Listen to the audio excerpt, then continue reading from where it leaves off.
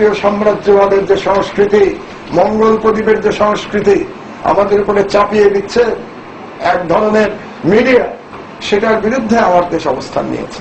এই সময় তিনি কিছু সাংবাদিক নেতাদের অপেশাদার মনোভাবের কড়া সমালোচনা করেন। আলসামান চৌধুরী সাহেব কত বড় সাংবাদিক, তিনি কোথাকার সাংবাদিক, তিনি কোথায় কাজ করেন, কোন পত্রিকায় আমি তো জানি না। সমকালের সম্পাদক গোলাম সরোয়ার সাহেব তিনি একটা আর্টিকেল লিখেছেন, সেখানে আমার সম্পর্কে বলেছেন আমি নাকি অত্যন্ত ভাগ্যবান। কেন ভাগ্যবান?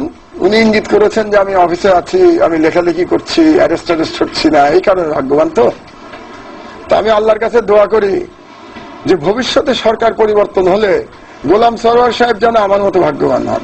মাহমুদুর রহমান বলেন, শাহবাগের আন্দোলনকারীরা কোনো আইন মানছে না বলেই মানুষ হত্যার হুমকি দিচ্ছে।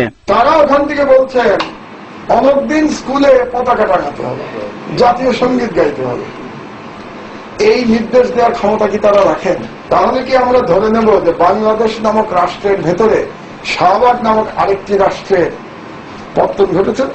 এই রাষ্ট্রটা কারা চালাচ্ছেন এই রাষ্ট্র?